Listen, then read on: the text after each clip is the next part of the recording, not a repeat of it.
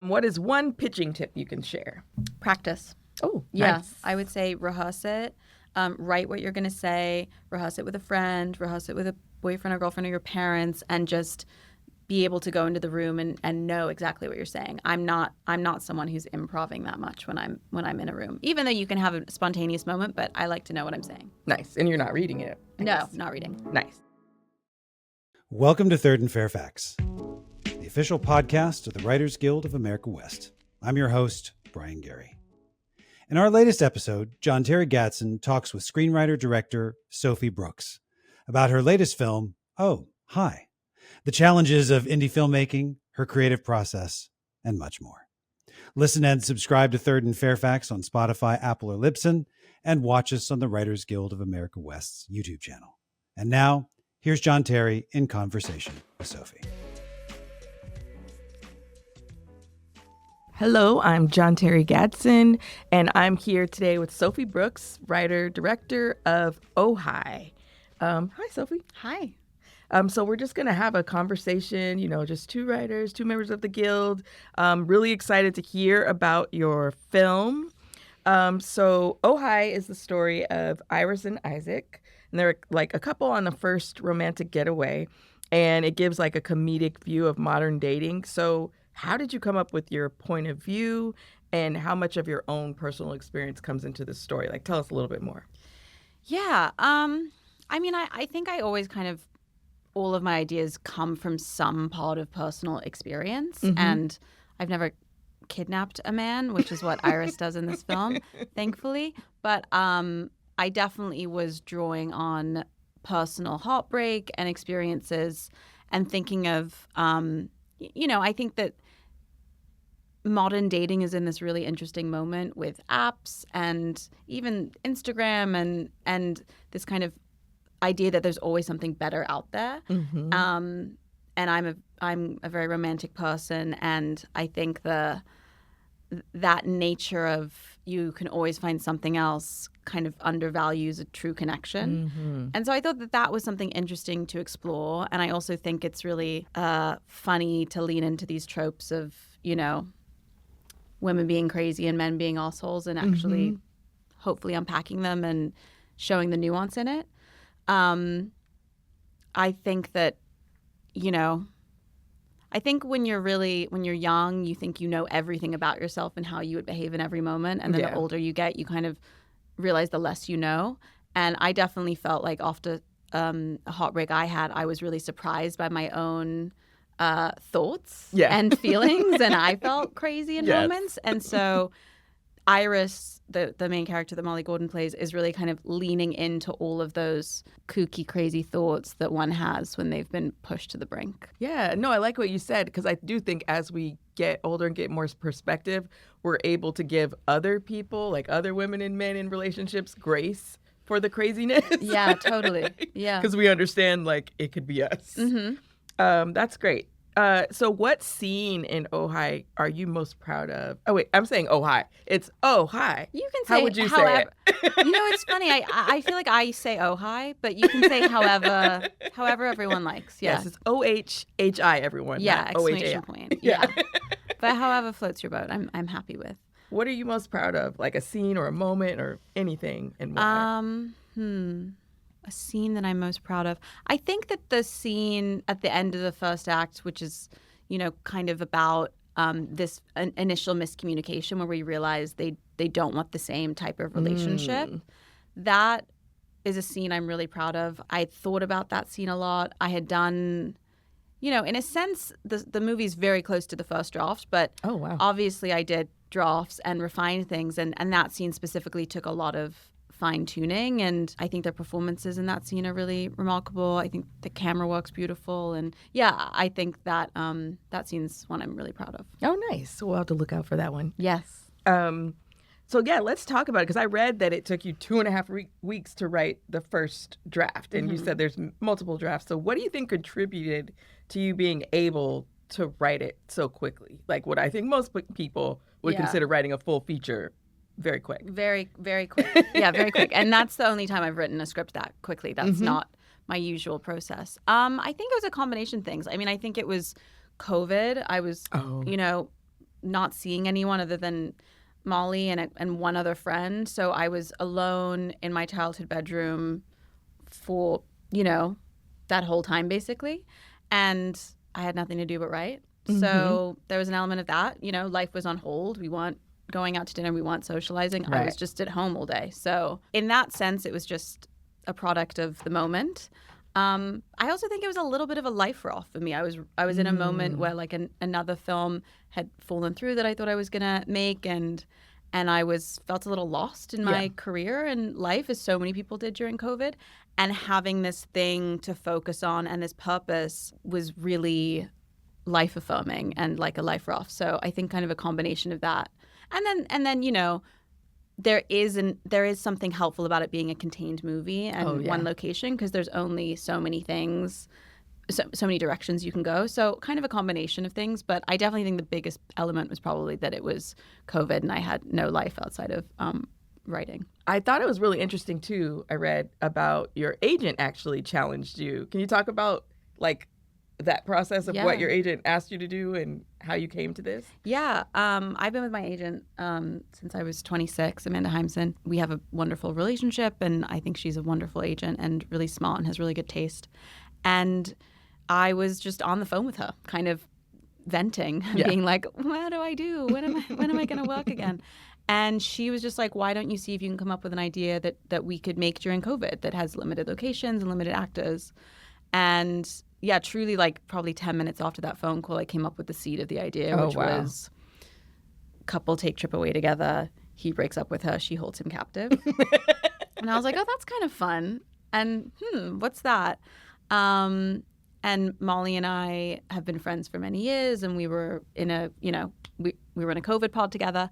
And I told her the idea, not even fully sure if it was a feature, to be honest. I was like, maybe this is a short. I don't know. I think there's something there, though. And she really loved it and jumped on it, and we decided to do it together. And we developed the story kind of over that weekend, and then I went back to my childhood bedroom and wrote the first draft. Yeah, really, really quickly. And I think it was a little like film school, having that prompt, that my agent gave me. It was a little like a professor being like, here are the constraints, go see what you can come up with. And I like that. I like having limitations. I think you can be really creative when you have barriers. And we almost made the movie in 2020. But then 'tis the nature of this industry. It ended up falling apart multiple times. And I'm so happy we got to make it last year without any of those restrictions. Yeah. But yeah, that was kind of the origin of it. I love that story. Let's see. So what would you say, what scene changed the most from script to screen? Because again, you're a writer, director. And so like, I wonder about that process when changes do happen during filming. Like it's you would be fighting with. Yeah, it's true. About the changes. Yeah. Well, it's me and it's budget. Yeah. It's usually budget. To be honest, not that much. Like even in the edit, every scene we shot, other than one scene that was really short and didn't have dialogue, is in the movie. Oh, nice. Like we really planned, the benefit of it taking so long to get made is that you've thought about it a lot and you've refined it a lot. So I had added one scene, which is a scene where Molly and Logan are in a bar. It's a flashback. And that was the last scene I wrote. That was a really late addition that I wrote at the end of 2023 when we were looking to cast Isaac. So I would say that's kind of the only scene that wasn't in the original draft. And then, of course, things change on set, and there are some, there's spontaneity and beautiful moments. But it was we did pretty much land where we started. I will say I was supposed to have rain for more of the movie, and because of budget, I couldn't. So that was like a little heartbreak when, we were supposed to have rain for the kind of the whole third act, and I didn't get it. Okay, and so more budget is the issue then, which makes sense. Yeah, exactly. Yeah, I didn't have to fight with myself. It was more me fighting with my lovely producers and budget. And can you talk more about the process of developing your main characters, like from the writer's perspective, Iris and Isaac? Because I really like that idea of, the nuance that you brought into, are women crazy? Are men assholes? Yeah, thank you. Well, I wrote the role for Molly, and obviously we developed the story together. So there was always this, she was always that character. And there was an ease to that of writing in her voice and all kind of shared colloquialisms, and knowing what she's great at, knowing her sensitivity, knowing her ability to improvise and be comedic. So, there are definitely scenes that came to me because I was writing for her, because I knew her range, and how she hadn't necessarily shown all of her range before in other work, and getting to tap into some of those things, and this was really fun. And then for Isaac, I would say that character was the one that took the most development from the first draft. I think my first draft probably was a little more one note than what he should be and where he landed. Because it's easy when when your hero is Iris to kind of simplify the villain. But that wasn't what I wanted it to be. And it wasn't what we wanted it to be. We didn't want it to be that he's this one-dimensional guy, and he has to be a real person for it to feel effective. So yeah, I would say the most work was on his character, certain backstory details for him. That scene that I said of the bar scene, that's from his perspective. Adding these moments that are in his perspective, because a lot of the movie is from Iris's perspective, but I wanted to make sure it felt balanced. And then when Logan signed on, I'm very happy with my actors to change lines to make them feel honest coming out of their mouth. So if an actor wants to say restructure a line, as long as we're getting across what the purpose of the line is, I'm happy for that. So nice. I think I'm not precious with, every now and then if it's a plot point I am. I'm like, we need to say, it's like the line of her, there's a line where she says she's going to stab him. I'm like, we got to get that right in this way, and this is how I want it. But in other conversations, I'm more casual. Okay, yeah. So sounds like it's being able to collaborate with actors the way that you do has been like a gift, especially in this film. Yeah.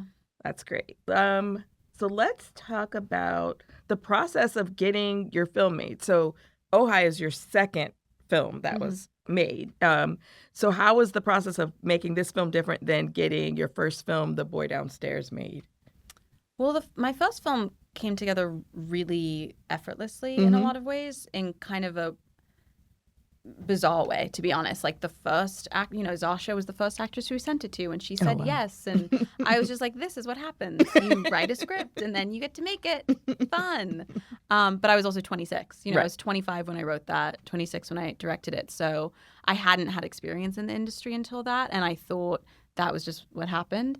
And then it took me 9 years to get my second movie made. So I quickly learned, it's actually kind of a miracle when a movie gets made, and it's really hard, and you have to keep fighting for it and protect your vision, and also be, realistic about what the industry is wanting and the market is wanting in that moment. I've written a period drama that I love, and like I've been told the industry doesn't want that right now. So I'm like, okay, this isn't the moment for it. You have to kind of, I think it's a combination of telling the story you want to tell, but also recognizing what people are after in a moment and having a little strategy to it. We, as I said, we almost made Ojai in 2020. And then, we lost financing. We almost made it again in 2021 or 20, I can't remember. I literally can't remember. 'Cause it was either 2021 or 2022. And then that fell apart. We had our strike, so obviously that kind of put everything on hold for months and months and months. And then really, we'd always had Molly, and John Reynolds plays Kenny, and Geraldine Viswanathan plays Max, and we'd always had them, but we didn't have Isaac in the, Logan Lerman in the Isaac role until January of last year. Oh, wow. Yeah. Yeah, and so when he signed on, that really changed the game for us. And it was like, okay, we have our full cast of our four main characters. And we got financing like 2 or 3 months later. And then we were on set, in August. Oh, wow. So it then became quite quick and happened with momentum. But I would say that missing piece of him was the thing that really held us back. And can you talk about, I know I'm curious as someone who hasn't gotten this far in the process, what is that process of getting financing and what do you mean when you say it fell apart? Like, not to harp on the negative. Yeah. But you understand, I think a lot of writers it would be helpful to hear that. Yeah, well, so, it's a process of pitching. Mm-hmm. So I made like a visual deck of references. I made a playlist. Obviously, you have the script. And as much cost as you have, you kind of present that. And so me and my producers, and Molly is one of the producers, went to different financiers and kind of pitched the film. We also had the support of UTA and WME, their indie finance departments were both supporting the film, which was great. So basically it's not speed dating because it's not quick, but it's like you kind of go on these meetings and you're like, here's the thing. Do you like me? Do you want me? So we had a company sign on and, the Venn diagram of where you can agree on the things that it takes to make a movie, the additional cost, the budget, the location, all of those things. It's kind of like then you're in the relationship. Then you're kind of in the dating phase to use the analogy of romance, which I think is appropriate for this film. So it's almost like then you're dating and you're like, okay, can we make this? Are we aligned in how to make this movie? And then sometimes you're not. Got it. And then they drop out, and you're like, okay, yeah, we couldn't make the movie together because, we're not going to be able to get name like the biggest celebrity on the I don't know. We're not going to get Brad Pitt to play this role. So like if you only will make the movie with him, it's not going to work. Got it. Obviously that didn't actually happen, but you know what I mean. Like the idea that, there's we're some not aligned. non-negotiables. Yeah, some non-negotiables where you just can't find a path forward. Yeah, you go out to people and you get some passes, and then you decide this isn't working, and you part ways. No, and then that's you really keep helpful. going. No, thank you. And Yeah. that's really helpful to hear. And can you talk a little bit more in detail about your pitching process? And then I'm also wondering if you could include in that, because when you said, the guy who plays Logan, when he came on, did he become part of the pitching process? Or No. Oh, okay. My actors were never part of the pitching process, other than Molly Gordon, who's a producer on it, and has a Tory by credit. So she was, very, very, very involved in the process. But none of my actors were involved in the pitching of the other actors. What else to say? I mean, really, it's kind of just like a 45-minute meeting where you do a little song and dance and a spiel of what your vision for the movie is and references and how you think it's special and all of the things.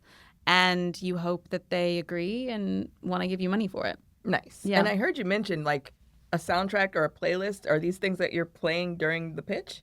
I didn't play them, but I just would send them. Oh, nice. Yeah, often and be like, these are some of the songs that are, hopefully we'll have in the movie. Is that common for feature pitches? Or just something a little special you thought of? I don't think it's something most people do, but that's nice though. Music Yeah. was like a big part of the movie, so it felt right. And I always make a playlist when I'm writing. Oh, nice. So it's something I like to do when I pitch. That's really helpful. Thank you for sharing that process. Yeah. And I feel like whatever, I feel like you should lean into whatever your thing is. So I'm not an illustrator, but like if you were an illustrator as well, That's a good like point. that would be a lovely thing. Anything that you can stand out a bit in a pitch, I think is helpful. Nice.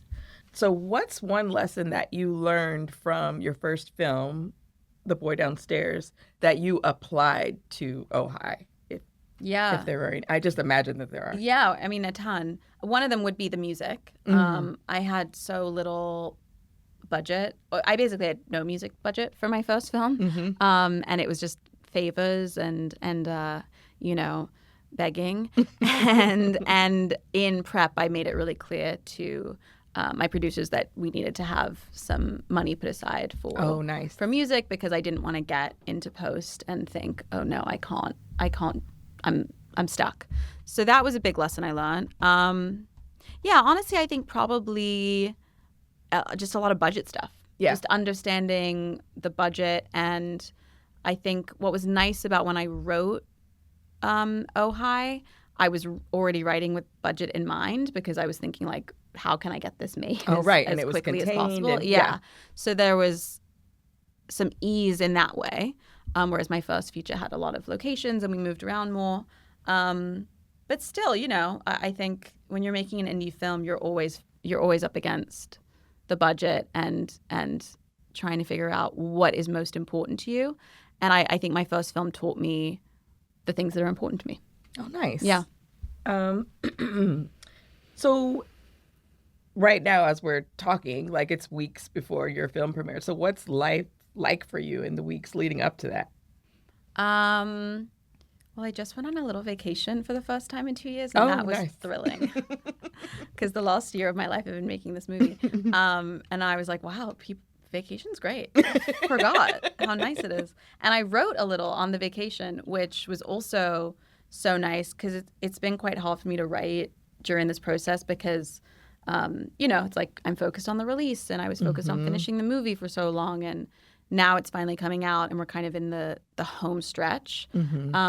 So, yeah, we're just doing a lot of press for the movie right now, doing some screenings, some early screenings. And I really hope people go to see it in theaters because it is a really lovely communal experience.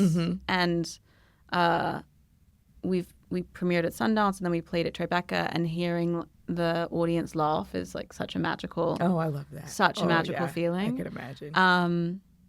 So yeah, I'm just trying to do everything I can to get the word out and also try and sleep 8 hours a night if I can. What do you think about so when you went on vacation, you weren't planning to write. What do you think made you able to write? Well, I love writing. Yeah, I'm a writer, so Yes. I love writing. So I truly just being on vacation and having the bandwidth where I was able to just do something. I didn't put pressure on myself. I wasn't like I have to, write a certain amount of pages. It was just nice to think about story and outline and write a few. I probably wrote like 7 pages. It's not like it's not like I finished a script or anything like that. But just getting back into the practice of writing is something I'm excited to do when the movie comes out. Nice. We're both in the WGA. Can you talk a little bit about what being in a union means to you? That's a nice question. I mean, I remember when I got into the WGA, it wasn't with my first feature. I wasn't in the union then. But the first writing job I got after that was this film with Lionsgate, and that was kind of what got me in the union, and it was so exciting. It was so exciting to get in. I mean, I think it means I think it's validating. Yes. I think it feels validating to be officially considered a writer, and it's encouraging. I think writing's a really solitary job, and I'm a director too, but I'm primarily a writer. Like, you know, those years, directing, you don't do it as much as you write. And you also, you don't need permission to write. So even if you on a job as a writer, you can write every day if you want. But it's solitary. Yeah. And I think having the Guild and having the community of writers who understand what it's like. Like, I don't know if you felt this, but I thought during COVID when my friends who have kind of regular jobs were like, oh my God, I'm at home. I don't know what to do. I was like, this is my life. I know, exactly. Right? I was like, this is every day I have to figure out my schedule and how I'm going to, get it done. So writers understand that, and having the Guild as a touch point for us to connect, I think is lovely. Yeah, and I like that, it's easy. I mean, the reason that we're even having this conversation is because we're both in the Guild, and it's like we have a language that we both understand. Totally. And it creates a community for us. Okay, so we have some rapid fire questions. What is one pitching tip you can share? Practice. Oh, yeah. Nice. I would say rehearse it. Write what you're going to say. Rehearse it with a friend. Rehearse it with a boyfriend or girlfriend or your parents, and just be able to go into the room and know exactly what you're saying. I'm not someone who's improving that much when I'm in a room. Even though you can have a spontaneous moment, but I like to know what I'm saying. Nice. And you're not reading it? No, not reading. Nice. What works every time for you to get rid of writer's block? It's so scary. And I had it recently, and I was like, oh God, this is a nightmare. I get out of my apartment. So if I have writer's block, I will go to a cafe and set up somewhere and have like a ritual of like having a coffee and a pastry and kind of. I listen to music as well a lot when I write. So getting out of my apartment, changing location, yeah. Nice. And what's the most unexpected place you've ever found inspiration for a script? A doctor's waiting room. Oh, wow. Yeah. When I was watching the news, and it was during COVID, and it was talking about something about Melania Trump, and I had an idea for a movie. Oh, wow. Yeah. Did you write it down? What did you? I wrote the script. I won't say what it's about, but nice. I wrote a script about it. Yeah. Wow. Yeah. It's not about Melania Trump at all, but it was where the idea came from. She had COVID, and it was so it was kind of about someone getting sick. But the idea came watching the news in a doctor's waiting room. Now the next stuff you put out, I'm like, is this it? Yeah. What's the worst note you've received on a script? I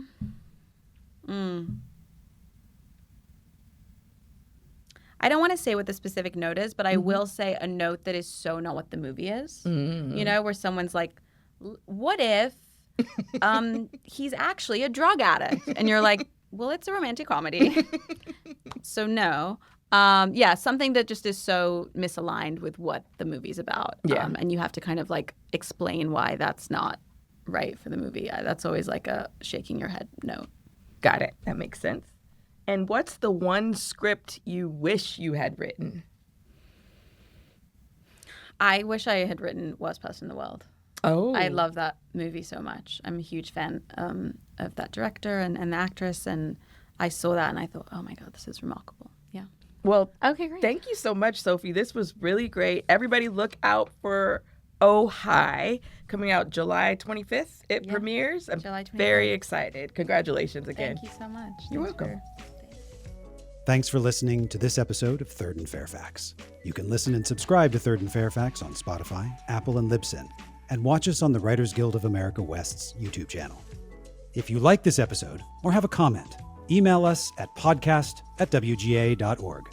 Also check out writtenby.com, the Guild's online publication, for more on writer craft, career, and union life. And see you next time.